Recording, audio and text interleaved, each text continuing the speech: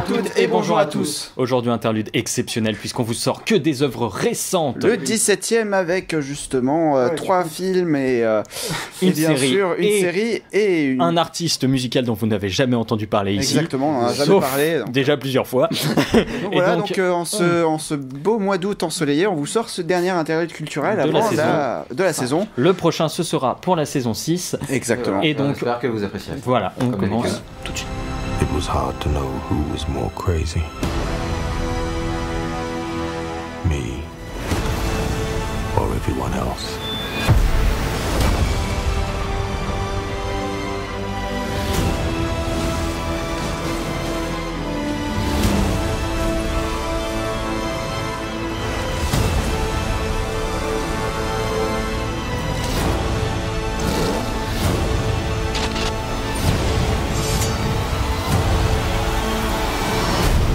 Mad Max Fury Road. Pourquoi c'est toi qui en parle alors que c'est moi qui l'attends depuis 4 ou 5 ans? Ouais, mais c'est moi qui l'ai vu plus que toi, pour le coup. Peut-être. Mad Max Fury Road de George Miller. Vas-y, de George Miller. Donc c'est sorti le 25 mai 2015. C'était un film d'ouverture du festival de Cannes. Ouais. En tout cas, le premier ou le deuxième film. Mais qui ne faisait pas partie sélection. d'aucune catégorie. Enfin, ouais, la catégorie. Pourtant, tout le monde est kiffé sur la croisette. Hein. Ouais, c'est pas en compétition, non. Et, Ah non, c'est un... donc Mad Max, à la base, qu'est-ce que c'est? C'est une trilogie de George Miller aussi, qui est commencée en 79. Il y a eu 3 opus, donc une trilogie. D'ailleurs... Non, il y en a eu 2. Ouais, c'est vrai qu'il y en a eu 2. Il y en a eu Le troisième est sorti en 85 et il était... c'est Mad Max featuring les Razmoquettes, quoi. Enfin, ouais, c'est à oublier, ce film n'existe pas, c'est une honte dans la trilogie. C'est d'accord. Il y a des bons trucs dans Mad Max 3, mais seulement dans les 45 premières minutes. Et après, même pas pour moi. Et pour moi aussi. Et bon, bref. Et voilà. Et en fait, il est revenu 30 ans plus tard. 30 ans plus tard, enfin pas au jour près, mais 30 ans plus tard en année. Et avec Mad Max.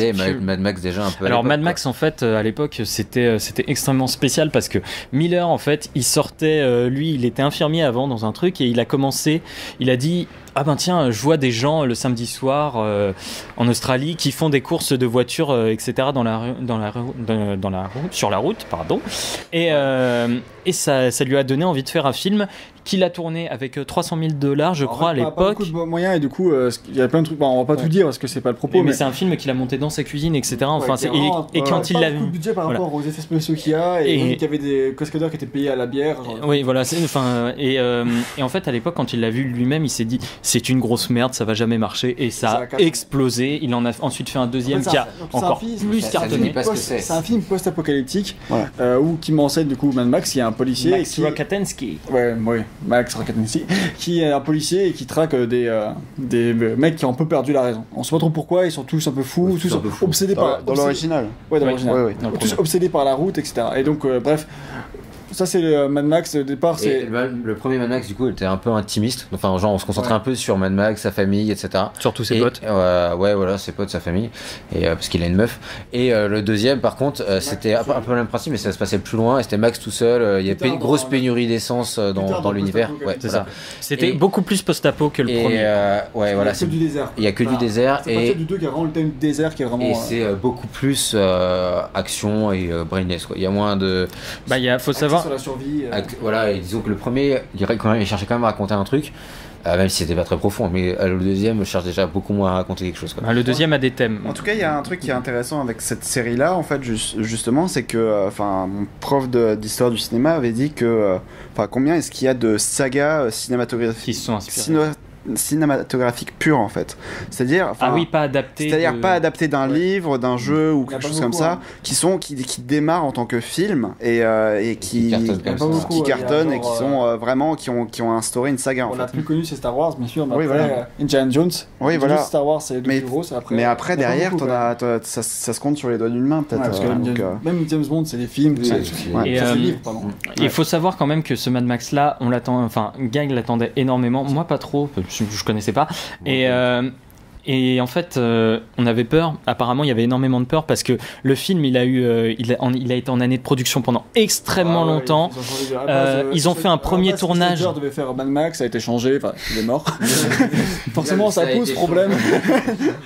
Non, je crois que ça a été changé déjà avant qu'il meure. Enfin, de toute façon, c'était le film, la post-prod, ça a changé des années. La pré-prod, oui. La pré-prod, pardon. Puis après, ils ont été faire un premier tournage, mais ils ont été dans un désert où normalement il pleut jamais. Et là, ils ont eu toutes les pénuries possibles. Après, ils ont voulu retourner, mais c'était plus possible à cause de la végétation rare qui devait être protégée, etc. Ça a été une merde pas possible pour tourner ce film. À partir du moment où ils ont commencé à tourner, déjà c'était long, ça a duré 1 an et demi, je crois. Ouais, enfin, c'était extrêmement long et du coup, ça faisait peur aussi. Ça rassure pas forcément, tu sais, un film comme ça qui met. Ouais, et puis surtout que c'est un espèce de reboot remake. Alors tu sais pas trop, les fans de la saga avant, ils savent pas trop ce que ça va donner. En plus, on change de héros, pas d'acteur pour Mad Max. Maintenant c'est Tom Hardy. Alors qu'avant c'était Mel Gibson. C'est vrai qu'on l'a pas dit. Bon, en même temps, si on avait remis Mel Gibson, ça aurait été chelou. Bah, il aurait fait un Max, quoi. Mad Max 2, quoi. Regarde, pourquoi pas, tu vois.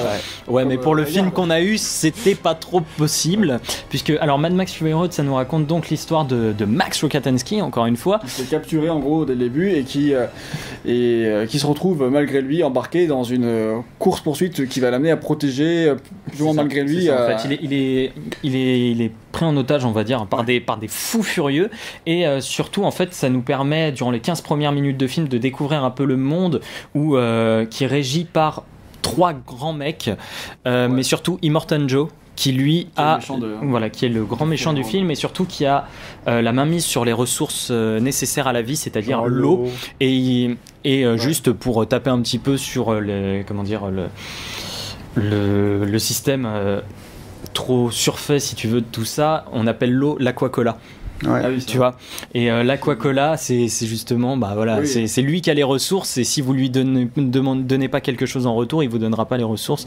Voilà, c'est notre société, c'est ça. Et en fait il y a une de ses agents qui s'appelle Furiosa qui elle décide de retourner sa veste et de se casser finalement avec un camion citerne, de se rebeller, voilà, sachant qu'en fait l'essence c'est essentiel là-dedans, puisque disons que le chrome, etc., tu sais, les voitures sont considérées comme des dieux. Ceux qui sont sur la route, c'est ceux qui roulent vers le Valhalla. Le Valhalla, c'est le Valhalla, pardon, j'arrive jamais. Le Valhalla, c'est le paradis scandinave, pour les Vikings. Pour les Vikings. Et donc du coup, là, on fait comme s'il y avait plein de thèmes parfouillés et tout dans Fury Road. Il y en a, mais le gros Fury Road, c'est quoi? C'est de l'action. Putain, c'est bon. Il y a beaucoup d'action, c'est ça qui est. C'est quasiment. Il y a 2 heures de film. C'est 2 heures de film. Il y a facilement 1h30 d'action. Ouais, moi, ce que j'avais peur, c'est quand j'avais vu la bande. Que ce soit bien ça. Voilà. Mais dans la bande annonce, ça m'a fait chier. J'en ai marre. Juste la bande annonce m'a trop fait chier. Ah oui. Et j'étais trop. T'es un connard, toi. Reste. Non mais j'étais trop étonné que le film. Non mais après, j'ai pas vu le film. J'imagine que. Vu l'unanimité, c'est qu'il doit être vraiment bien. Mais ça m'intrigue vraiment beaucoup. Parce que, moi, après, c'est vrai que les gens trouvaient déjà la bande-annonce bien, mais.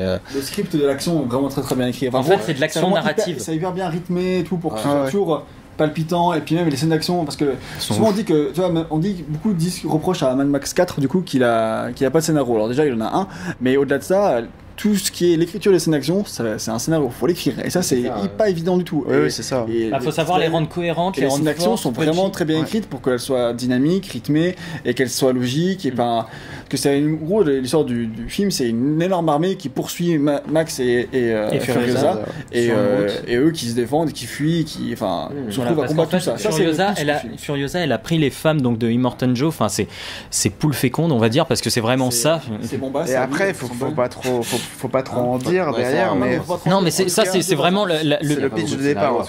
Non, mais de toute façon le scénario, on s'en fout un peu dans Mad Max, mais il est là. On s'en fout, mais il est bien. Il est là, mais il est bien. Il est bien mis en avant. C'est le meilleur scénario des 4 Mad Max. Parce que même le niveau de l'univers, c'est hyper travaillé. Et moi, ah oui, non, mais vraiment, il y a des trucs. C'est élaboré, mais pas trop, mais Max. Surtout, il y a plein d'incohérences. Non, mais en fait, il y a pas mal de trucs qui sont intéressants aussi. Enfin, tout ce qui est lavage de cerveau, propagande, etc. Il y a beaucoup de thématiques qui sont brassées. Alors voilà, il n'y a pas de scénario. Il n'y a pas dire rapidement parce qu'on s'en fout, c'est un film d'action. Mais en fait, il n'y a pas de scénario à la Fast and Furious, mais dans Fast and Furious, il n'y a pas de thématique qui se dégage comme s'en dégage dans Mad Max Fury Road. Et pour moi, c'est un scénario qui est plus léger, plus entre les lignes, et qui, pour moi, du coup, est vraiment très bon. C'est ça en fait, c'est que le scénario est raconté aussi énormément par l'action, parce que Max et Furiosa à la base sont pas forcément ensemble. Ils sont pas ensemble du tout, même ils s'entendent pas. Voilà. Et normalement, tu vois, dans une scène où Max aurait passé le flingue à Furiosa sur un discours, vas-y maintenant je te fais confiance, tous les deux on va réussir. Max là, il lui file le gun, il lui dit rien. L'autre elle comprend que de toute façon c'est la survie, on tire sur ce qui bouge et on y va. Il n'y a pas besoin de dialogue rébarbatif où ils vont expliquer chaque action. Enfin, c'est ça qui est bien. Il y a une seule que je trouve un peu cliché, mais vraiment une seule. Et ça passe encore, c'est léger. C'est pas. Moi, pas dans les retours je crois de voir de laquelle tu parles, mais je trouve que la photographie autour de la scène est tellement ouf que je m'en fous. Ça je parle. Et au niveau des effets spéciaux aussi, il y a beaucoup de. Enfin, le film est vraiment très très. Surtout que il a une bonne. 80% des scènes ont été faites en tournage réel. C'est-à-dire qu'il y a 20% de 20% c'est des effets spéciaux. Et il y a aussi beaucoup de practical effects, c'est-à-dire des effets qui sont faits sur place directement. Et les trucs sont rajoutés, genre tournés en même temps. T'as une tempête de sable et ils tournent pas dans une tempête de sable, tu vois. Ça c'est rajouté en effets spéciaux. Mais sinon tout ce qui les voitures qui explosent et tout, ça explose pour de vrai sur le champ de là on vous passe, mais dès le début, quand on voit la voiture de Max exploser, en tournage, elle explose vraiment aussi. Il y a un making-of où tu vois la bagnole qui bouge et il y a le sable autour. C'est super beau et surtout, mais ça rend l'action tellement viscérale et tellement vraie. Je suis de comment ils font pour tourner ça, parce que genre déjà tous les cascadeurs, faut que ce soit hyper bon. Plein de trucs, faut les faire en une prise ou deux, parce que la mise en scène qui est. Et il faut garder la même mise en scène. Il faut que tu gères ta caméra pendant que tu fais tout ça. Il faut que ce soit punchy. Après, il y a tout le travail de montage qui est derrière. Bien sûr, il y a beaucoup de rushs qu'on peut te garder, tu vois. Mais je veux dire. En fait, ils ont tourné, je crois 500 heures. Un truc comme ça. Enfin, ils ont tourné beaucoup trop. Et finalement, c'est peut-être pas du niveau de Apocalypse Now, en tout cas, où là c'était vraiment, il y avait genre 5% de ce qui a été utilisé dans les rushs, qui s'est retrouvé dans le film. Mais en tout cas. Mais il faut savoir que le premier retour de Miller, le premier jet, durait 3h30. Et là, le film il dure 2 heures. 2 heures pile. Mais c'est sa version Final Cut. Et il a dit que de toute façon, il n'y aura pas la version de 3h30 dans les DVD en bonus. Qui va sortir en septembre, et il y aura une version noir et blanc, parce qu'à la base ils étaient à soit sortir le film en noir et blanc, soit en couleur vive comme là, parce qu'ils savaient pas trop comment rendre le désert, et le post-apo ils disent soit c'est du noir et blanc parce que c'est terne, c'est sombre, soit c'est les couleurs vives et on accentue ce côté là. Donc il a choisi les couleurs vives, photographie qui met bien le sable en avant et du coup le ciel est très très bleu, c'est plus vendeur aussi, le ciel est très très bleu, le sable est très très jaune, et donc il y aura la version noir et blanc et sans dialogue dans le parce que voilà, en fait il y a 15 minutes de dialogue dans le film, et il y en a beaucoup qu'on fait mais c'est pas vraiment Mad Max il parle beaucoup plus, et puis Mad Max il se laisse pas commander. Dans le 2 Max il se laisse grave commander, et surtout dans le 2 Max il a que 16 répliques, il a 16 lignes de dialogue. Dans le 3, il parle beaucoup, oui, mais dans le 3 faudrait qu'il ferme sa gueule aussi. Juste au niveau de, enfin il y a un travail qui est super impressionnant, même au niveau des effets spéciaux. En tout cas c'était vraiment, quand il y a quelques pages sur internet en tout cas qui traitent de ça, qui traitent des comparatifs entre avant et après, et ça c'est vraiment impressionnant de voir ce qui a été rajouté. Je montrerai quelques photos, mais c'était proprement ouf. La citadelle, comment ils avaient fait le truc, c'était dingue. Par contre le seul souci c'est que dans un vrai décor, tu vois. Non, c'est juste. Par contre le seul souci c'est qu'il y a, j'ai trouvé que, à mon visionnage du film, je l'ai vu qu'une fois derrière. C'est le seul. J'ai vu 3 fois le film, j'ai jamais remarqué ça. Mais j'ai remarqué, il y a quelques trucs où tu sens qu'il y a certains trucs qui ont pas été peaufinés, mais en même temps, vu la tâche. C'est au niveau du montage sonore. C'est au niveau du montage sonore, et surtout un tout petit peu au niveau du montage, mais en fait c'est vraiment, c'est 3 fois rien quoi. Mais en gros tu as. Vous dire à combien de kilobits sont compressés les. Non, mais en gros ce qui se passe c'est que à un moment, les répliques de Max ont été sûrement redoublées derrière post-synchronisé en fait, c'est-à-dire que sur les images du film ils ont redoublé comme un vrai studio de doublage quoi, c'est-à-dire qu'ils disaient bien les répliques au tournage, mais après qu'ils les redoublaient derrière. J'ai pas eu cette impression là. Non, je sais, c'est une supposition, c'est ce que je dis, parce que moi je l'ai pas ressenti comme ça du tout. Mais du coup je sentais que j'avais vraiment l'impression que la voix de Max du coup elle était vraiment elle était pas comme les autres. En fait, elle s'immergeait pas dans l'espace parce qu'il y avait pas de mix audio. En fait, c'était un peu bizarre. Je pense que la voix elle a une voix. En fait, elle a une voix particulière et enfin, il a une voix particulière, l'acteur, et du coup. Après, il abuse quand même un peu sur la vérité. Mais il abuse quand même un peu, mais. Tu vois, Tom Hardy c'est Bane. Oui, non, mais je sais. Ce que je veux dire par là, c'est que, enfin, oui, mais Bane aussi c'était redoublé derrière. Donc, du coup. Quoi? Non, mais ce que je veux dire par là, c'est que j'avais l'impression que c'était redoublé derrière parce que c'était pas, c'était pas mixé dans l'environnement sonore en fait. Ouais. Après, c'est mon impression. Ouais. Et aussi l'autre truc, c'était que justement, enfin, t'as pas mal de scènes où justement. La musique intradiégétique et extradiégétique va un petit peu La définition s'affiche en dessous. Alors, intradiégétique, ça veut dire que la musique est dans le film et incluse dans le scénario, etc. Ouais. Extradiégétique, ça veut dire que c'est de la musique qui est rajoutée par-dessus. Oui, parce que dans ce film, il y a un mec sur un camion avec 50 000 basses, des mecs qui sont en train de faire les tambours derrière, et il a une guitare électrique lance-flamme au milieu et qui roule au milieu de cette putain de route, c'est trop bien. Attends, ce film. Ça, c'est cool.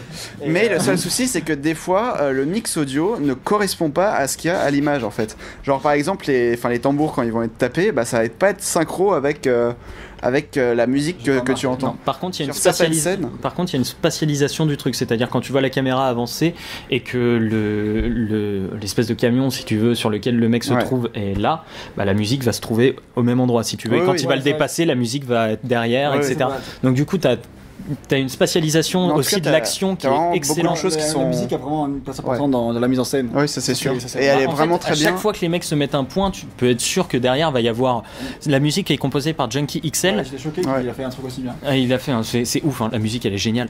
Aussi, on doit en reparler. Tom Hardy. Ouais, j'allais dire un petit mot. Tom Hardy est excellent. Moi je le trouve hyper bien. Les gens sont parfois un peu mitigés, mais moi je le trouve excellent parce qu'il est bestial quoi. Voilà, il a vraiment un aspect hyper sauvage et bestial qui correspond vraiment il correspond pas au précédent Max, mais il correspond à ce Max là dans ce film là et à la place qu'il occupe. Je trouve qu'il y a vraiment un Max bestial et sauvage et Charlize Theron presque animal en fait. Et du coup il est vraiment et Charlize Theron est vraiment bonne, enfin dans tous les sens du terme. Elle est nickel dans le film. Non mais vraiment les acteurs ils jouent vraiment bien et puis il y a une alchimie entre les deux qui fait que si tu veux les relations entre les personnages marchent super bien alors que sur le tournage c'était pas du tout le cas. Et les autres filles sont aussi très très bonnes actrices. Putain, la rousse elle est damn. En gros c'est un super film d'action, on vous le conseille, il est vraiment bien. C'est un excellent film d'action. Enfin moi les quelques films d'action que j'ai vus après m'ont tous paru extrêmement fades. Parce que justement là il y avait de l'action tellement viscérale, j'avais tellement l'impression que les mecs se prenaient les poings dans la gueule, je voyais les voitures exploser, c'était pas du Michael Bay au niveau de l'explosion, c'était vrai, c'était beau, c'était extrêmement pictural. Mais pour moi qu'est-ce qui témoigne qu'un bon film d'action est un bon film d'action, c'est que les scènes de tension, j'ai les mains moites quoi derrière. C'est marrant, j'étais tendu et j'avais une pêche de ouf quand je suis sorti de la salle. Mais moi aussi. Tu dis si je le revois ce film, ça me dérangerait pas. Donc, oui, c'est ça. 3 fois, mais je peux y retourner encore. C'est exactement la pensée que je me suis dit parce qu'en gros, sur Sens Critique, je me posais la question de quelle note j'allais mettre. Et la note que j'ai mise au final, j'ai mis un point de plus parce que j'étais là, je me disais, mais si je voulais revoir le film, est-ce que ça me dérangerait ? Je pense qu'on peut le revoir. Et justement, non. Trépigné, quoi. Et c'est ça qui est vraiment très bien. Et en plus, la mise en scène est excellente. Il n'y a jamais de shaky cam. Je veux dire, la caméra est toujours posée, etc. Ça fait extrêmement dynamique. Parfois, t'es un peu trop simple. En fait, surtout qu'il y a des accélérations qui sont typiques de Miller. Au tout début. Pas que au tout début. C'était le. En fait, typique de Mad Max, parce que je les ai revus aussi. Et justement, sur les 2 premiers, t'as énormément de. Pas des comme ça, quoi. En tout cas, toute la première séquence de Mad Max Fury Road justement était en image accélérée. Et ça, je trouvais ça un petit peu. Ça m'a un petit peu. Attends, mon cinéma il déconne, il met x2, pourquoi ? Voilà, du coup, c'était peut-être le seul truc au montage qui m'a un petit peu rebuté. Ça dérange au début. Forcément attendre le meilleur film de tous les temps, tu vois.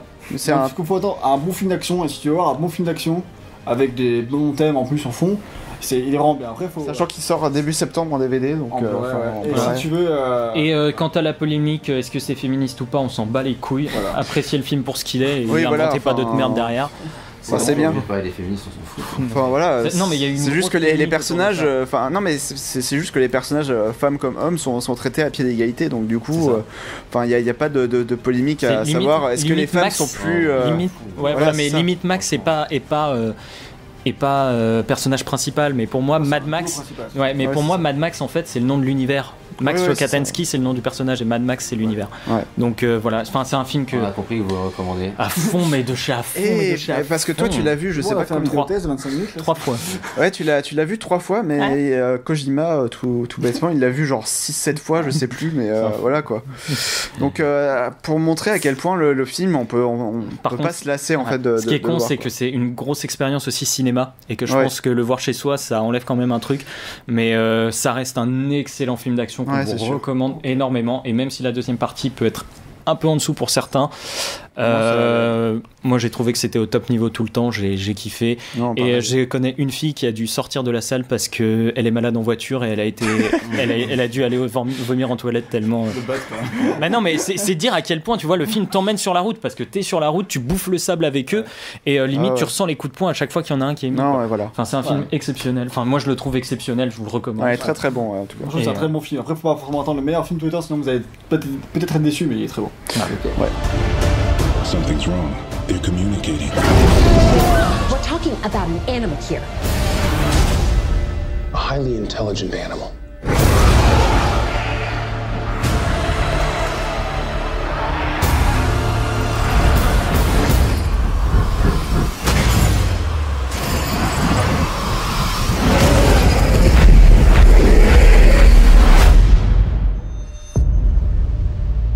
Alors le meilleur film de tous les temps, c'est Jurassic World. Et on pourrait croire que je suis ironique. Par Colin Trevorrow. Mais je suis pas ironique. Enfin un peu quand même, mais. Bon, c'est Jurassic Park là, mais voilà. Oui, voilà, non, le Blu-ray n'est pas encore sorti. Donc c'est la même chose apparemment. C'est Jurassic. Bon, plus communément appelé entre guillemets Jurassic Park 4 avant sa sortie. C'est un film qu'on attend depuis longtemps parce que ça fait longtemps qu'il est en conception, on va dire. Ça fait longtemps que la daube duquel 3 est sorti. Oui, bon, c'est un divertissement honnête. Non. Si. Ah, ça va, moi je l'aime bien le 3, même si ok, effectivement, bon, ça n'a rien à voir avec les deux premiers. Donc Jurassic Park, c'est une série qui a été initiée par Steven Spielberg en 1993. Qui est quand même du livre de Michael Crichton et qui est quand même une série assez monstrueuse puisque au cinéma ça a quand même un peu c'est pour ça que c'est le gros succès de tous les temps quand il est sorti en 93 et c'était quelque chose d'assez monstrueux avec tous ces animatronics et tout ça arrivé entre voilà en tout cas c'est gros effets spéciaux, c'était surtout par rapport à ça, et même aujourd'hui la plupart des effets spéciaux étaient vraiment encore hyper bien fait. Jurassic Park tu revois maintenant il est encore bluffé par plein de trucs, peut-être plus que dans Jurassic World. C'est différent, c'est clair. Donc voilà, donc pour plein de gens, Jurassic Park c'est un chef-d'œuvre indétrônable. Et pourquoi c'est pour plein de gens, c'est une vérité absolue. Oui. Moi j'aurais tendance à être d'accord, mais je me place pas comme vérité absolue. Donc moi j'ai mon prof de montage qui dit que. On s'en fout de ton prof de montage, putain. Qui dit que quand même. Non, en fait, c'est conçu à la base. Enfin, ça ressemble beaucoup à tout ce qui est scénario de série B, en fait. Oui, non, mais bien sûr, c'est clairement. C'est important que c'est un mauvais film. Oui, voilà. C'est le genre du film. C'est sûr que je dit le contraire. C'est pas du Tarkovsky. C'est un film de monstre. Voilà. Donc il y a eu le 2 puis le 3, et le 3 est sorti quand, genre en 2003, 2001. Voilà, 2001. Donc ça fait 14 ans. Le 3 c'était, il y a eu l'annonce de FF chez nous 3. Donc ça fait 14 ans quand même, et puis ça fait longtemps qu'on n'entend pas de Jurassic Park, et puis il y a eu plein Jurassic Park 4, il y a eu plein de rumeurs, on savait pas trop ce qui se passait, etc.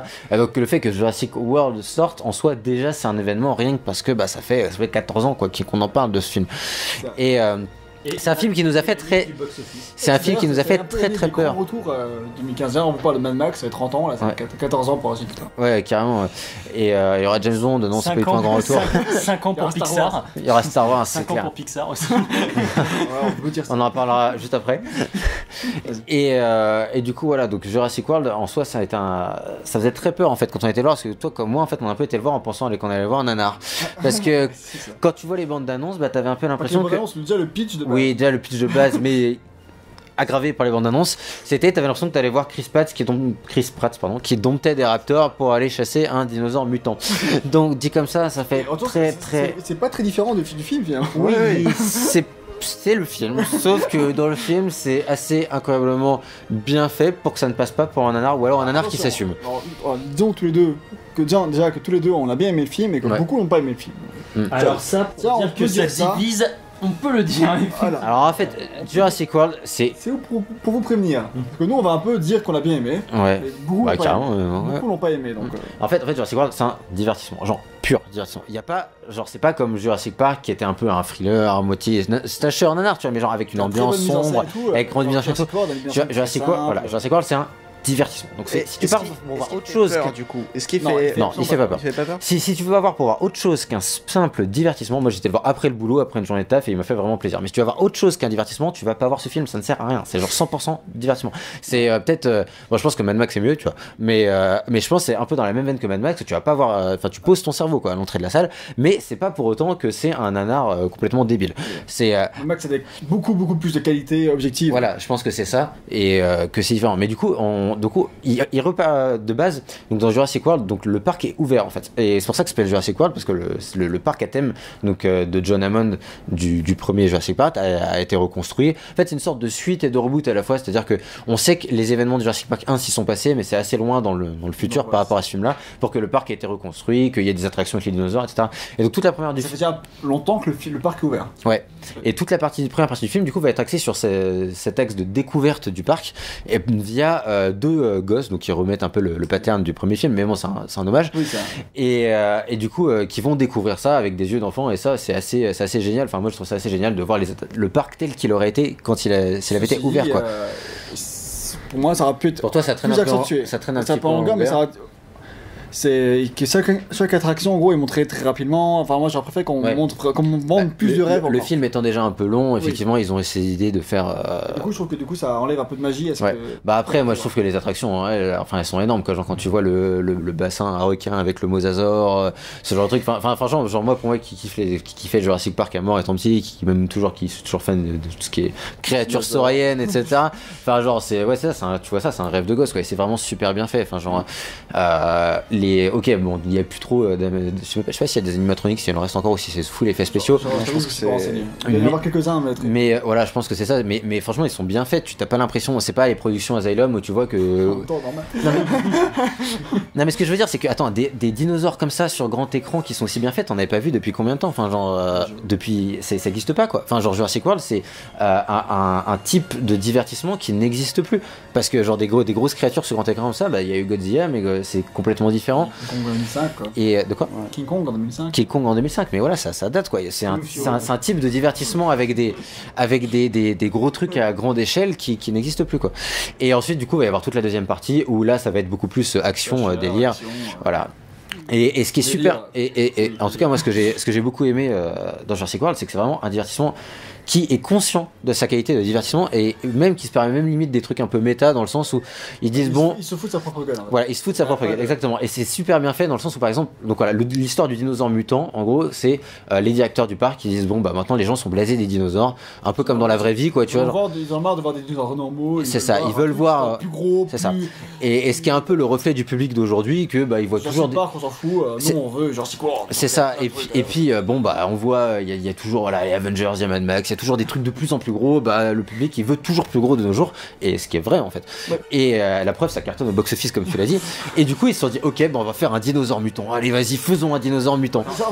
Pas seulement que ça explose au box-office, c'est que c'est le premier en termes de recettes là pour l'instant, il a pété tous les records. Il a reçu le record du plus gros démarrage de tous les temps.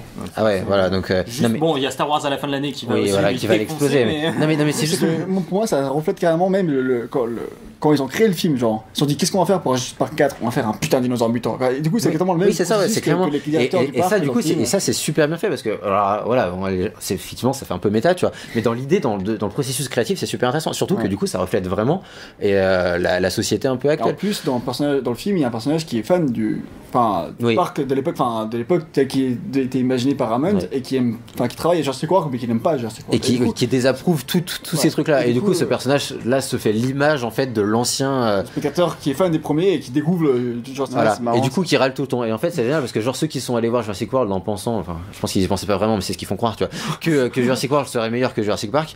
Ils aiment à le faire croire, tu vois, genre pour la daube absolue. Moi je suis fan de Jurassic Park 1, tu vois. Non mais moi aussi, tu vois, je m'attendais vraiment, je suis allé vraiment le voir avec un pote en pensant qu'on allait voir un nanar, tu vois. Genre, c'est pour ça que c'était vraiment assez surprenant. Et du coup, ce personnage-là, il est assez intéressant parce que il fait vraiment. C'est-à-dire que eux-mêmes, ils savaient très bien qu'il y aurait des gens qui iraient le voir en disant, mais de toute façon, Jurassic Park 1 c'était mieux. Oui, évidemment. Et du coup, ils ont même inclus ce personnage dans le film. Donc je trouve que voilà, comme tu dis, il se fout de sa propre gueule. Et du coup, ça lui permet de tourner ce qui pourrait être des défauts si c'était pris au sérieux en qualité. C'est-à-dire que genre même la fameuse scène où Chris Pratt il est avec sa Suramoto avec ses Raptors, franchement, celle qui fait l'affiche du film. Et franchement. Si on va la prendre dans son entièreté, tu vois, avec tout ce qu'elle implique et tout, elle est vraiment super réussie. Alors que c'était. Elle m'a surprise. Elle est surprenante et vraiment très réussie. Alors que c'est totalement. Enfin, genre, quand tu vois ça dans la bande-annonce, moi j'étais là, mais c'est pas possible. Qu'est-ce qu'ils ont fait, quoi? Qu'est-ce qu'ils font? Ils créent des Raptors, mais non. Non, mais c'est ça. Et de manière générale, dans le film, c'est un peu ça tout le temps. C'est-à-dire qu'en fait, même il y a des moments où tu as l'impression que tu t'assistes à des gros clichés.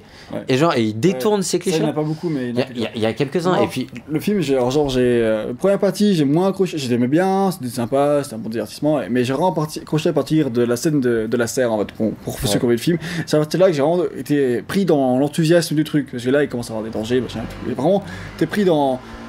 C'est cool, tu vois. Et puis il y a certains passages qui sont un peu glauques quand même. Le film fait pas peur, mais il y a quand même des trucs, genre vu que c'est un peu dans le futur et tout, les mecs ils ont tous des GoPro fixés là, donc quand ils sont butés, en fait, genre t'as un poste de contrôle où ceux qui contrôlent le parc tranquillement voient les mecs qui sont butés un par un. Je trouve c'est un peu glauque quand même. Ouais, mais ça j'ai pas aimé parce que.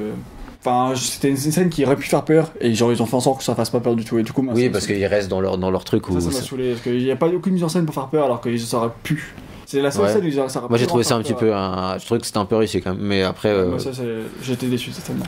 Donc sinon, en tête d'affiche, comme vous disiez depuis le début, il y a Chris Pratt. Ouais. Et Chris Pratt, je peux plus le voir en star de film d'action parce que je regarde Parks and Recreation et dedans qu'il a un bide à bière et qu'il est un gros débile et donc je peux plus le voir. C'est pas possible. Et justement, il y a une anecdote qui est marrante comme ça, c'est que en gros dans le DVD de Parks and Recreation, eh bien il y avait c'est lui qui réalise le making-of. En fait, c'est lui qui réalise le making-of parce que apparemment, ce qu'il disait dans le making-of, c'était qu'il y avait personne qui voulait se dévouer pour le faire.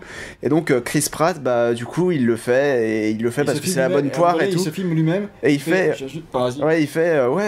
il y a Steven Spielberg qui m'appelle.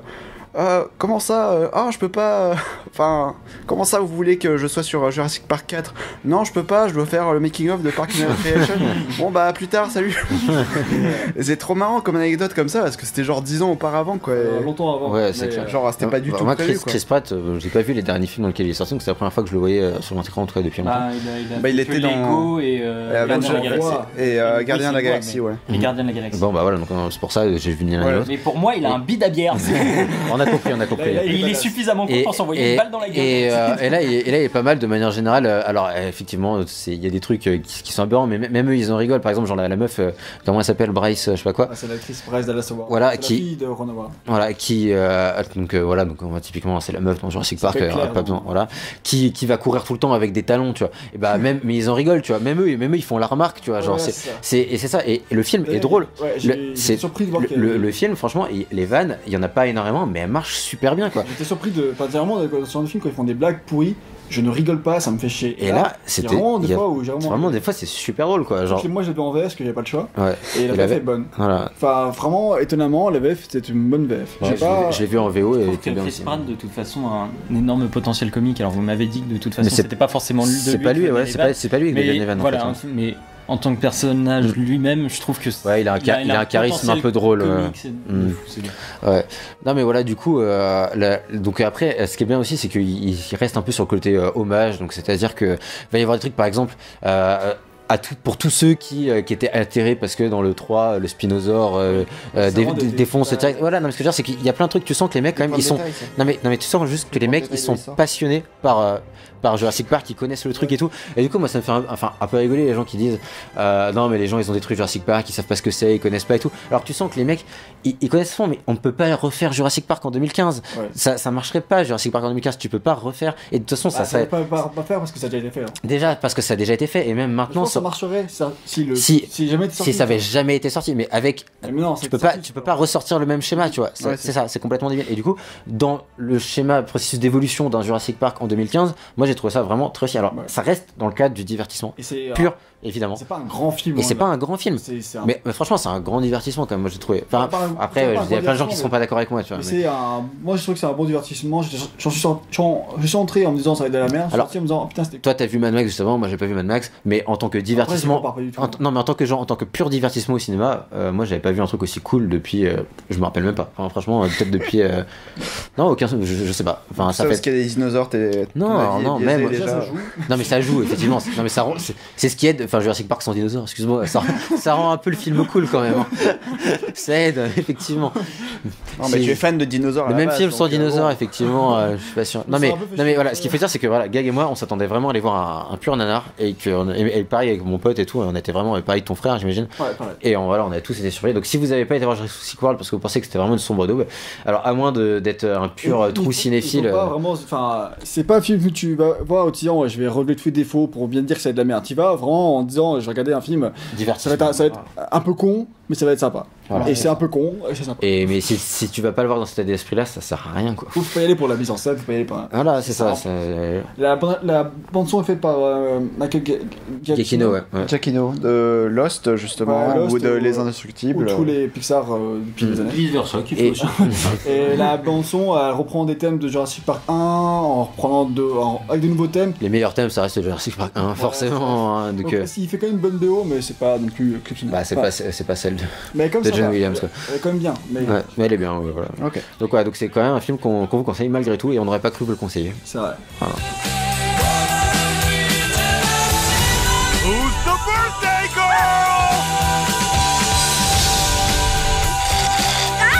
Brain freeze! Hang on!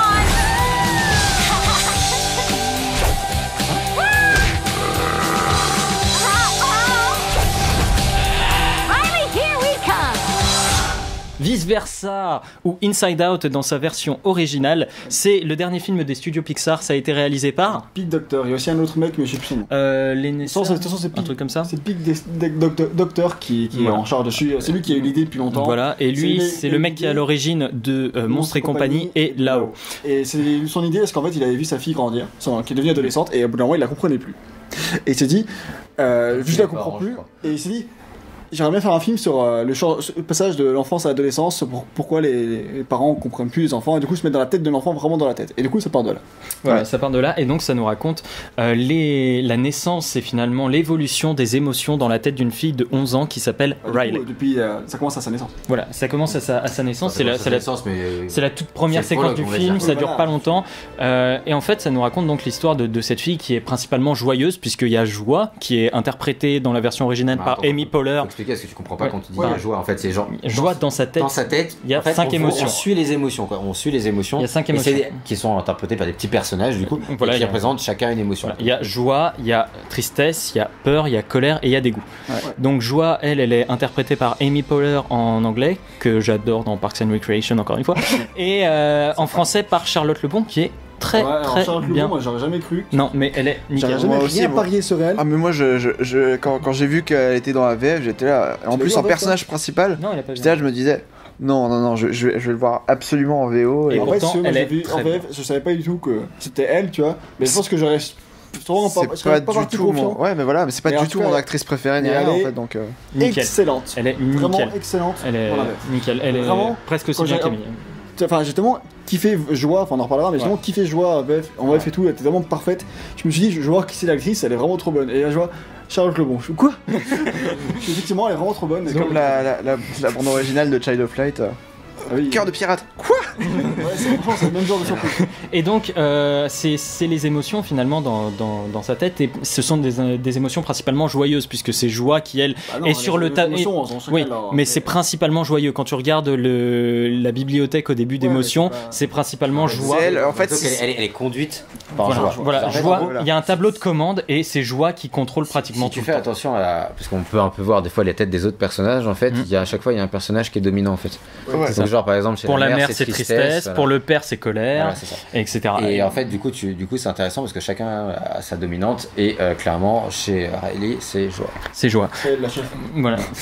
Mais justement c'est très bien, et donc ça nous raconte l'histoire de cette fille qui était très bien installée dans le Minnesota, avec des amis, avec un club de hockey, mais qui est forcée de déménager avec ses parents à San Francisco. Donc voilà, où elle va tomber dans une maison qui lui plaît pas, délabrée, où finalement le camion de déménagement va mettre je sais pas combien de temps à arriver. Bref, les emmerdes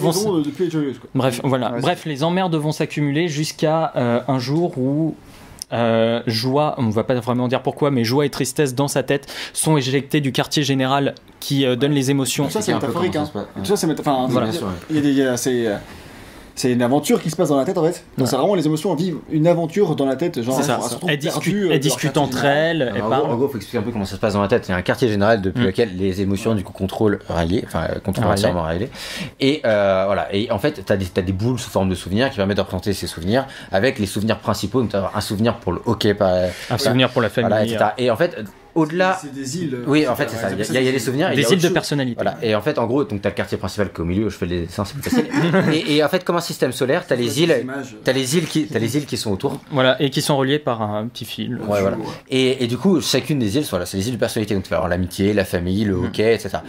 Aussi. Et comme tu dis, il y a les deux, donc joie et tristesse, qui sont éjectés du quartier général et qui se retrouvent sur ces îlots à se balader. Parce que et en plus, c'est de revenir dans le quartier général. Elles doivent revenir dans le quartier général, et en plus elles ont embarqué les émotions nécessaires, si tu veux, à la création de ces îles. C'est les îles de personnalité de Riley ne sont plus actives. Et finalement, elle est en dépression en fait.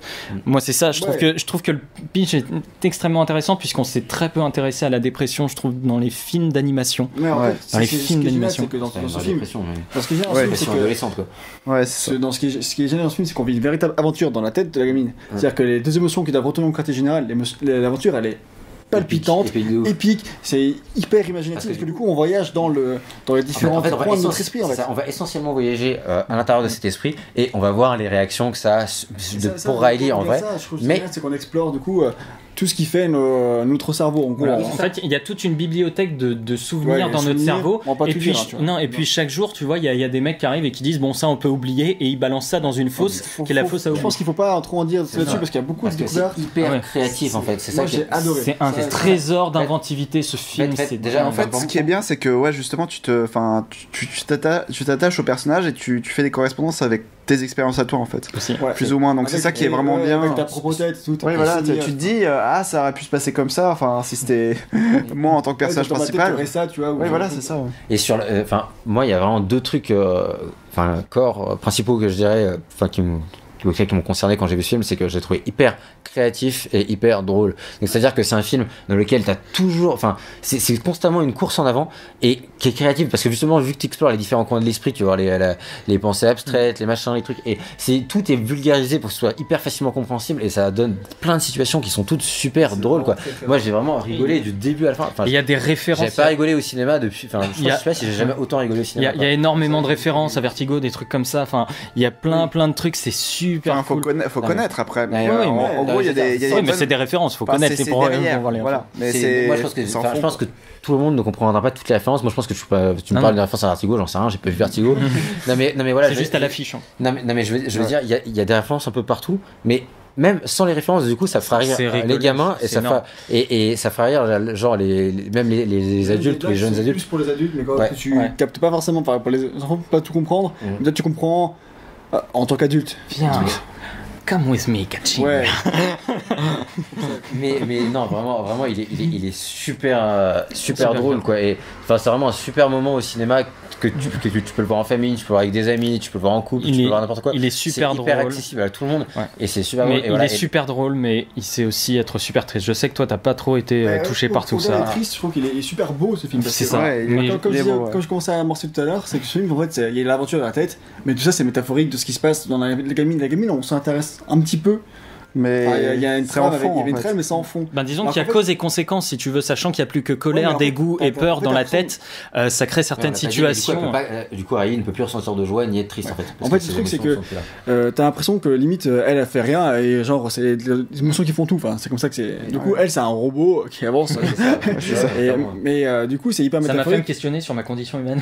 En fait, à l'inverse, c'est métaphorique de la gamine, pourquoi elle ressent ça tout en vrai, et puis c'est vachement réfléchi. Même la première bande-annonce, si tu veux, c'est la table où tu t'énerves un petit peu pour rien, tu vois. C'est une scène du film aussi, mais c'est arrivé, ce genre de truc, c'est arrivé où tu t'envoies chier, etc. C'est pas ça que je parle au niveau de la métaphore, c'est plus genre, c'est vraiment la fille, elle perd tous ses repères, elle est triste, elle entre en dépression comme on le disait, et c'est là que tu vois, genre, du coup, dans la tête, dans la tête, les émotions se barrent, et du coup, c'est un vrai jeu sur ce qui se passe en vrai et ce qui se passe dans l'imaginaire. Dans quel sens tu prends le truc, quoi? Si tu le prends comme la fille qui est un robot, ou alors le truc qui est en fait métaphorique. Du coup, c'est une vraie écriture de fond qui est vraiment. Et moi, je trouve qu'il est extrêmement touchant et qu'il a une justesse incroyable dans ces scènes-là. Le film, j'ai été le voir encore 3 fois. Sauf que là c'était pas. Non, Mad Max 3 fois c'était voulu. Là, j'y ai été 2 fois supplémentaire parce que je fais pas le connard en plein dans un groupe. Vous allez tous voir un film, moi non. Donc non, j'ai été le voir 3 fois et 3 fois j'ai chialé au moins 2 fois quoi. C'est ça, mais moi pareil, hein. Enfin, je l'ai vu qu'une fois, mais ouais, j'étais vraiment touché sur certaines scènes. Non, mais j'étais vraiment touché sur certaines scènes, en tout cas. J'étais émotionné, mais j'ai pas pleuré. En même temps, il fallait que je fasse l'homme et tout. Non, mais alors, moi je sais qu'il y a plein de gens qui ont été. Moi, j'ai rigolé tout le temps. J'ai toujours été super enthousiaste et tout. Enfin, vraiment, j'ai adoré. Par contre, niveau émotion, c'est peut-être limite le côté qui m'a un peu déçu, c'est-à-dire que le truc, tu sais, genre les scènes qui sont censées être un peu tristes et tout, mais je ça surfait en fait. Moi, je me disais ça comme s'ils avaient voulu rajouter ces scènes un peu pour te faire pleurer par-ci, un peu pour. Moi, je les trouve logiques en fait. Je me disais, non, mais c'est bon, je suis au-dessus de ça, c'est bon, j'ai vu 40 000 fois dans tous les films et tout, mais c'est tellement bien, c'est beau, donc c'est bien fait. Mais du coup, ça m'a pas touché, mais c'est joli. Mais comme disait Yann, le truc, c'est que moi, ce qui fait que ça m'a touché, c'est que c'est juste. C'est extrêmement juste. C'est vrai dans les émotions, c'est vrai. À chaque fois qu'il y a un truc qui est censé faire triste et tout, tu peux dire c'est là que c'est triste, machin. À chaque fois c'est. Ouais, mais c'est ça quoi. Juste genre tu le vois venir. Attention, genre t'as le panneau. Genre attention, c'est triste film coming. Mais c'est quand même juste. Non mais j'ai pas le contraire. Mais du coup, c'est ça qui est fort. Du coup, moi je pense que c'est pour ça que ça m'a pas touché, c'est parce que bon là tu vois genre 5 minutes avant que tu vas avoir ta scène triste. Mais c'est vrai qu'elles sont jolies. Elles m'ont pas dérangé du tout. Elles sont jolies et tout. Mais pour moi c'est le truc qui m'a. Enfin du coup si. C'était le but aussi de me faire ressentir plus de me faire pleurer quoi. C'est là où ça a pas trop réussi, là où ça a réussi surtout. Après je comprends que tu sois touché plus par le petit dinosaure que par vice versa. On avait dit quoi, 91 ces bandes de connards insensibles, c'est ça? J'ai trouvé touchant. Et 94 les fillettes qui pleurent. Je crois que ça se confirme. J'ai pleuré devant Mad Max. Ma mère elle a pleuré devant Rambo les gars. Et attends, juste un truc qui m'a plus touché moi que les scènes qui sont vraiment juste émotion, c'est que il y a aussi le vrai thème de l'enfance et du passage à l'âge adulte qui est vraiment extrêmement bien fait, avec toute la nostalgie et tout, que les enfants eux ils verront que le côté humour et tout, et ça c'est plus pour ceux qui sont adultes ou adolescents qui verront le film en se projetant j'étais comme ça quand j'étais enfant et je suis devenu adulte. Enfin, il y a ce jeu-là aussi dans Toy Story, parce que dans Toy Story, surtout le 3, où c'est les jouets et tout. Et le 3 joue énormément sur la nostalgie, de toute façon. Mais aussi parce que tu joues aux jouets, quand tu rentres, tu joues plus, et puis du coup ça se passe du côté des jouets qui, eux, se retrouvent abandonnés. Et du coup, ça te permet de revenir dans ton enfance. Là, à travers le voyage dans la tête et donc un peu dans les souvenirs, tu vas retrouver des trucs de l'enfance et tout, et genre il y a un vrai truc à ce niveau-là qui fait que j'ai trouvé aussi vachement juste et vraiment très intelligent dans le côté nostalgique, dans ce traitement. Travail psychologique. Il faut savoir qu'ils ont fait quand même appel à un psychologue pour enfants, finalement pour l'écriture générale du film. Et je trouve que ça ressent, parce que c'est extrêmement juste dans ce que peuvent ressentir les enfants, une émotion à la fois, ce genre de choses, tu vois, quand on est gosse. Et c'est pour ça que je trouve que c'est... On diverge un peu là-dessus, mais pour moi, c'est pour ça que c'est un film Pixar, c'est que il y a une vraie composante pour les les enfants, c'est-à-dire il y a le côté aventure, etc., que les enfants vont beaucoup aimer. Et pour les adultes, il y a beaucoup plus. Ouais. Il y a quand même vachement plus. Il y a tout le côté psychologique, alors ça, etc. Pixar l'avait un peu oublié ces dernières années. Voilà, c'est ça. C'est Pixar depuis 2010. Bon. Ouais, depuis Toy Story. Enfin, là-haut. Un peu. Là-haut, c'était 2009. 2009 là-haut avant, je croyais que c'était 2011, moi, tu vois, j'avais souvenir. 2011, c'est Cars 2. Ah oui, donc c'est bon, on oublie. Alors, mais même, tu vois, là-haut, moi, je trouvais que c'était une belle aventure, mais que pas forcément beaucoup plus. Là-haut, c'est vraiment le début qui est très beau. Enfin, les 5 premières minutes de Wall-E, c'est un des plus beaux trucs que j'ai vu aussi. Non, de là-haut. De là-haut. Enfin, rétrospective. Wall-E aussi. Bref. En tout cas, moi, la seule déception que j'avais, en tout cas, c'est au niveau du doublage, on sentait que c'était fait par-dessus.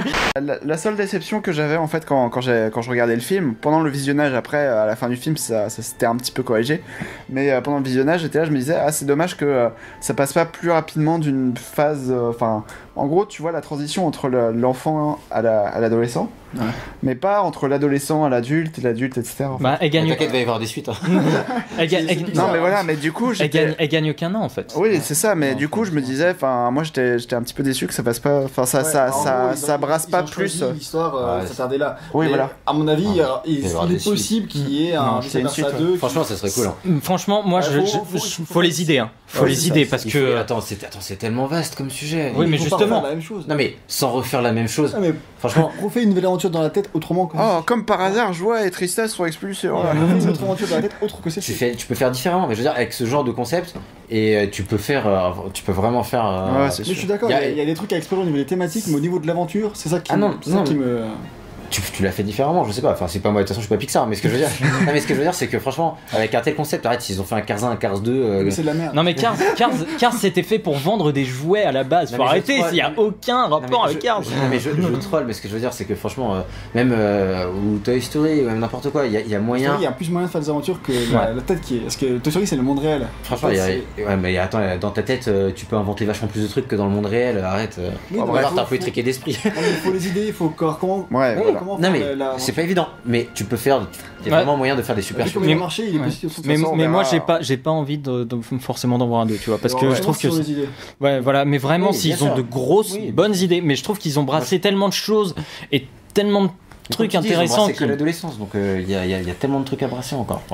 Mais justement, il y a cette évolution aussi dans la tête, parce que le panneau de contrôle principal qui évolue avec le temps, ça fait partie des idées excellentes, tu vois, qui nous fait un peu mieux comprendre. Et même si la fin est attendue, la fin est clairement attendue, ben ça reste, on s'en fout, c'est génial.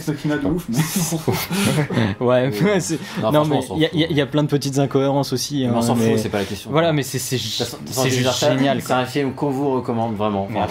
À fond de chair. Enfin, que des films qu'on vous recommande. Mais c'est des films différents à chaque fois. Mais en tout cas, si vous êtes en famille ou n'importe quoi, enfin même tous les âges, vraiment, genre si vous avez des enfants, emmenez-les voir vice versa. Mais moi j'ai qu'une envie, c'est de le montrer à ma mère, ce film. Non mais sans déconner, parce que c'est ça. Si vous avez des enfants, et faire, j'ai trop envie de le montrer à ma mère. J'écoutais pas, alors mais. Il n'y a pas de problème, on en parlera après. On a un psychiatre pour enfants.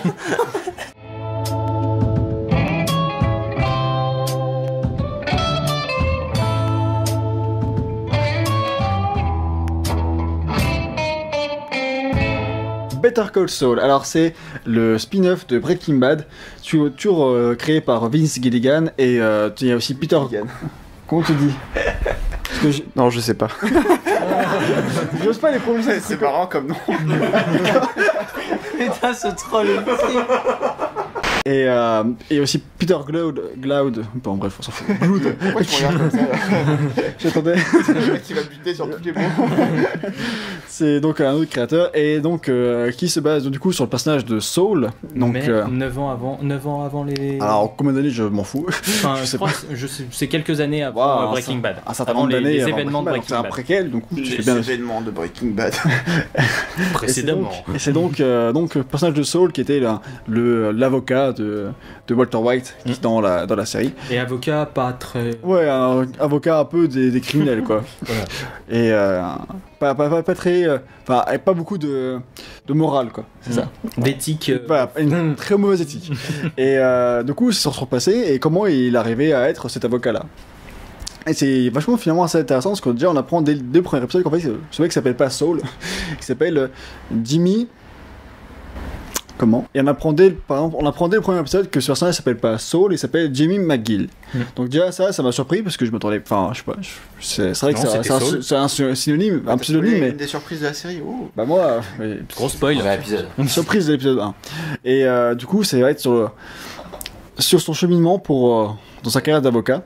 Et au tout début, bah en fait, tu vois qu'en fait c'est un avocat qui essaye de percer. Son frère, c'est un grand avocat qui a cofondé une énorme boîte d'avocats.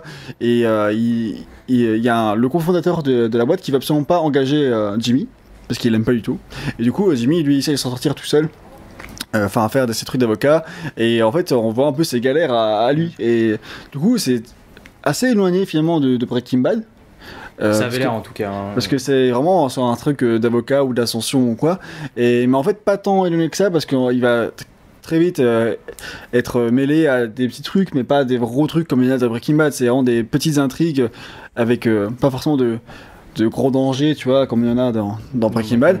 Mais on va comprendre que dans son passé, déjà, Jimmy, c'est un mec qui est habitué à faire des arnaques, tu vois. Et du coup, il a fait de la prison.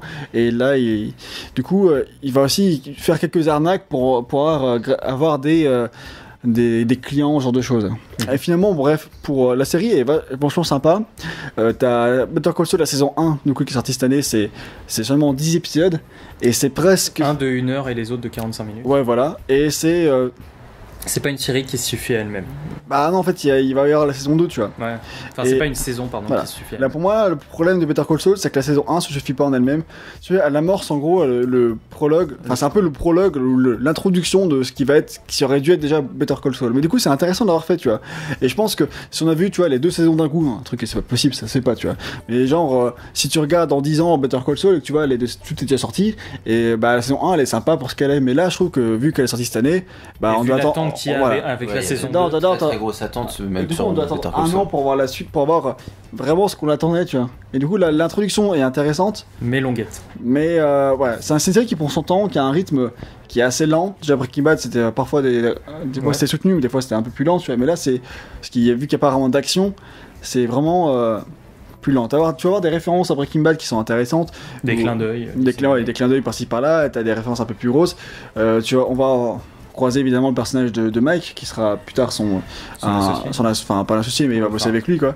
Et d'ailleurs Mike a un traitement qui est vraiment très très intéressant dans cette série. Au début on s'en fout un peu et plus tard plus on avance dans les épisodes, puis il va gagner de l'importance et puis on va s'intéresser vraiment à lui. Et je trouve que d'ailleurs un des meilleurs épisodes c'est celui qui s'intéresse le plus à lui. Et donc il y a vraiment des trucs c'est toujours très bien écrit, très bien joué.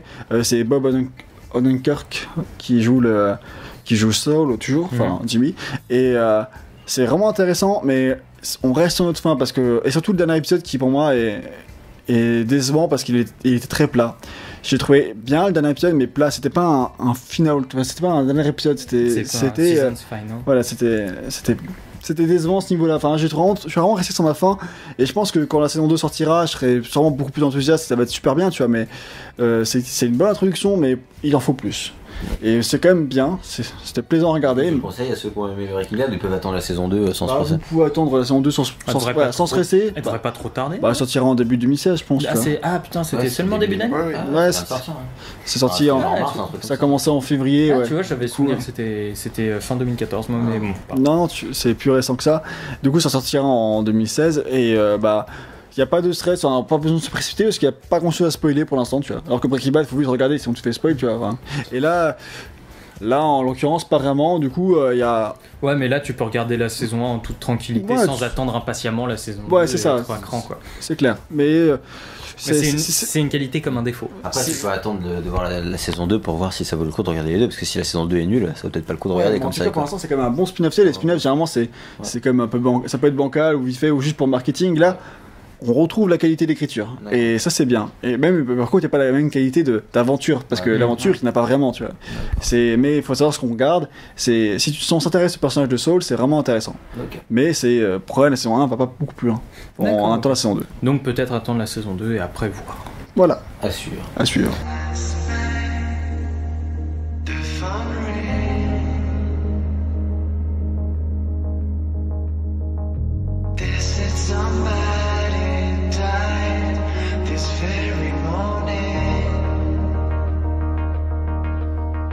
Alors aujourd'hui, on vous présente encore une fois Pyramide. Donc une nouvelle fois, on les avait déjà présentés dans un autre interlude avec deux EP. Film sans installer. Hein. Oui, non, c'est vrai que ça paraît. Mais non, vous voyez que là, normalement, vous avez bien vu que ça ressemblait pas au film. Et ouais, donc Pyramide, qui est un artiste électro lyonnais, dont on avait déjà parlé. Donc on avait parlé de 2 de ses EP, incluant le dernier. Donc, du coup, qui est l'avant-dernier maintenant, qui s'appelait The Phoenix, et qui était décevant, enfin, en tout cas, qui était pas mauvais, mais qui était décevant en tout cas pour nous. Moi, il était décevant en tant que EP, mais le morceau était bon, mais en tant que EP, ça formait pas. Et je vous ai parlé à côté de Lost in Space, qui lui est vraiment très très bien. C'était pour un peu vous montrer ce qu'il faisait avant et vers quoi il évoluait. Donc c'était de la musique. Donc je sais que plein d'autres sont pas d'accord, mais un peu plus commercial entre guillemets, plus accessible, on va dire. C'est quand même son style à lui, c'est comme sa patte, c'est quand même différent de ce qui sort, quoi. C'est pas ce qu'on entend à la radio, quoi. Oui, rien à voir quand même. Heureusement, non, ça restait quand même bien, mais c'était un peu sur une pente descendante, je trouvais. Et donc là, il revient avec Night Tales, avec une jaquette qui est magnifique, qui est sublime. Ah ouais, designé par lui-même cette fois. C'est en pixel? Non, elle est pas en pixel. Oh, t'as aimé? Genre, j'aime plus le pixel. C'est son premier EP, et c'est lui qui avait réalisé la jaquette, et c'était une jaquette un peu faite à l'arrache. Et là, tu vois, Night Tales, en comparaison, vraiment bien faite. Elle est super belle. Et du coup, c'était un peu. C'était l'EP où il fallait faire quelque chose, soit tu confirmais et ça restait. Avec des featuring un peu bizarres, et de la musique qui manquait dans Phoenix, c'est qu'on trouvait pas une atmosphère, un truc, un voyage, quelque chose, alors que voilà, Pyramide, on l'avait déjà dit, mais ce qu'on adore, en tout cas avec Gang dans Pyramide, c'est que ça te permet de voyager, quoi. C'est vraiment une musique qui te permet tu planes, quoi. T'écoutes ça avec un casque ou avec des enceintes ou quoi, et tu voyages. LSD, drogue, enfin voilà. Non mais tu peux combiner les deux. et dans un monde merveilleux. C'est ça, voilà. Et dans The Phoenix, c'était pas du tout ça, quoi. Et là, par contre, dans Night Tales, on retrouve ça, et ça, c'est vraiment super appréciable. C'était ce qui était un peu surentendu par l'affiche, par la jaquette, et par le. J'avais vu la jaquette et c'est un. Et par aussi le nom. Oui. Qui annonce un voyage. Les histoires de nuit. Les histoires de la nuit et les contes de la nuit, exactement. Tu disais tout à l'heure qu'il n'y avait pas vraiment de featuring douteux ou quoi que ce soit, mais en tout cas, il y en a quand même un. Il y a un featuring, et franchement, j'étais vraiment convaincu par celui-là. Vraiment très bon. Trop bien, vraiment. C'est avec les Holy Oysters, qui est un groupe français aussi. Ah, c'est un groupe français? Ouais, mais ils sont pas connus. Enfin, genre ils ont pas d'album, ils ont rien fait. Tu vois, c'est vraiment un petit truc. Ouais. C'est les Holy Oysters, donc c'est un mec qui chante. Voilà, et Pyramide fait la musique derrière, et ce featuring, il est vraiment excellent, quoi. C'est le premier truc que j'ai entendu de l'album. J'ai fait ok. Genre, un gars qui m'a dit tiens, c'est featuring avec Pitbull en me trollant, et j'avais peur, et j'ai écouté ça, et il est vraiment super chouette, quoi. C'est vraiment là, vraiment, c'est ça des featuring. Ça, c'est le genre de featuring qui sont vraiment intéressants pour Pyramide, c'est-à-dire qui portent une atmosphère, qui portent quelque chose, et pas juste un peu rap. Le clip est un peu pourri. Le clip est un peu pourri, mais il est raté. Le clip est sorti après l'album, mais c'est pas important. La musique en elle-même est vraiment super chouette, quoi. Indépendamment de ça, donc en fait c'est encore un EP, hein, c'est donc 4 morceaux. Quel branleur. Mais vaut mieux 4 morceaux super cool plutôt qu'un album super nul. Morceaux super cool, oui et non, parce que le premier Highway est vraiment super cool. Vraiment, ouais, il amorce l'album super bien. Ensuite, avec beaucoup de kicks, enfin je sais plus comment on appelle ça. Enfin, il y a des kicks, tu vois, qui changent de rythme et tout. Il y a vraiment de très bons trucs dans Highway. Après, donc ça s'appelle Film Noir, celle avec le featuring. Et donc en plus son nom français, il est cool le nom. Et donc voilà, qui est super bien aussi. Les Anglais disent Film Noir pour les films noirs, en fait. Film Noir. C'est comme encore. Et après on a Omega et Night Light. Omega est vraiment sympa. Omega est vraiment sympa aussi. C'est la première qu'on a pu écouter. Enfin, non, Film Noir était déjà sorti indépendamment avant, mais Omega était déjà sorti en single. Enfin. Donc en fait, on rend compte qu'avant quand l'EP est sorti, on connaissait déjà 2 tracks sur 4. Donc on savait qu'a priori il serait plutôt bon. Et Night Light, par contre, qui est un peu en dessous, qui est un peu décevant, un peu plus décevante. Elle est longue pour rien. Enfin, disons qu'elle se démarque pas des autres en fait. Mais moi, ça m'a pas plus dérangé que ça. Non, elle est bien, mais disons que t'as 3 bonnes tracks et la 4ème, je trouve un peu en dessous. C'est dommage de finir. Pour finir, on aurait. Généralement, c'est genre la dernière, t'attends que ce soit le truc qui te transcende pour terminer, et justement au contraire, c'est qui casse un peu le délire pour moi. Enfin, c'est toujours bien, mais c'est. Elle se démarque pas des autres. Après, quand t'écoutes l'EP comme ça, elle passe crème. Elle passe crème, mais effectivement, c'est sûrement la moins bonne des 4, alors que c'est la dernière, donc c'est un peu dommage. Mais sinon, ce qu'il faut retenir en tout cas, c'est que c'est vraiment un super EP. Enfin, vraiment, je les ai pas classifiés, mais c'est peut-être mon troisième préféré sur ce qu'il a fait, un truc comme ça. Et enfin, il est dans le top 3 ou pire dans le top 5. C'est vraiment il repart vraiment sur une pente qui est vraiment intéressante, quoi. Dans le sens où vraiment, non mais. Où vraiment, non mais tu vois qu'avec cette EP, il y a quelque chose qui cherche à être construit, une ambiance, une atmosphère. Il y a vraiment un truc super intéressant. Et du coup, moi, j'attends vraiment un nouvel album, quoi. Autre chose que des EP maintenant. Si on parle là-dessus, un album qui saurait sur tout un album mettre ce genre d'ambiance. Tu vas vraiment transmettre quelque chose. Aussi, hein. Et ça serait super cool parce que, alors à chaque fois. Quand ces EP sont réussis, ils arrivent à transmettre quelque chose sur un EP, mais alors qu'est-ce que ça peut être sur un album, quoi. Donc Lost in Space c'est un album, mais c'était 2011, quoi, donc ça commence à douter, ça commence à dater maintenant. Donc voilà, j'attends impatiemment en tout cas, la si suite. Vous voulez écouter Pyramide et peut-être le découvrir, c'est peut-être sympa de commencer par Night Tales. C'est un vraiment bon, surtout que clairement, ça se fait connaître, hein, vraiment. Enfin, il va sortir. Peut-être que ces musiques-là seront encore utilisées dans des trucs populaires comme l'étaient les morceaux de Phoenix, quoi. Astra était utilisé pour Forza Motorsport 2, enfin Horizon 2, et d'autres trucs. Peut-être que celles-ci seront encore utilisées. En tout cas, c'est un artiste qui est mis en avant. Voilà. Et qui commence à l'être. Il est passé au Grand Journal dans la catégorie presque célèbre récemment. Je sais pas que, je sais qu'il était passé au Grand Journal, mais je savais pas que c'était la catégorie presque célèbre. Ouais, non, c'est clair, il commence. Ouais, il fait le Grand Journal. il commence à être connu, et moi en tout cas je suis content qu'à l'aube du fait de être vraiment connu, il revient sur des trucs qu'on fait son succès plutôt que sur un. Il reste bon et puis populaire aussi. Voilà. Mais... Non mais clairement. Ce que je veux dire c'est que c'est ça qui a fait que Pyramide c'est Pyramide, tu vois, c'est ce genre d'ambiance, ce genre d'atmosphère. Voilà. Ouais, et puis finalement, il a fait que ça avant d'être connu, quoi. Et en étant connu, il a un peu dévié l'année dernière en 2014. Il s'est mis à faire plus de l'électro, voilà, plutôt qu'à créer des ambiances. Enfin, c'est ce que moi j'ai ressenti. Ouais, clairement, c'est ça. Il partait plus sur une version électro, donc c'est bien aussi. Moi j'aime bien aussi, mais je veux pas que Pyramide ce soit que ça à l'avenir, sinon j'arrêterais de le suivre. Et alors que je le suis depuis des années maintenant, quoi. Alors qu'il avait juste une page Facebook, tu vois. Non mais c'est vrai.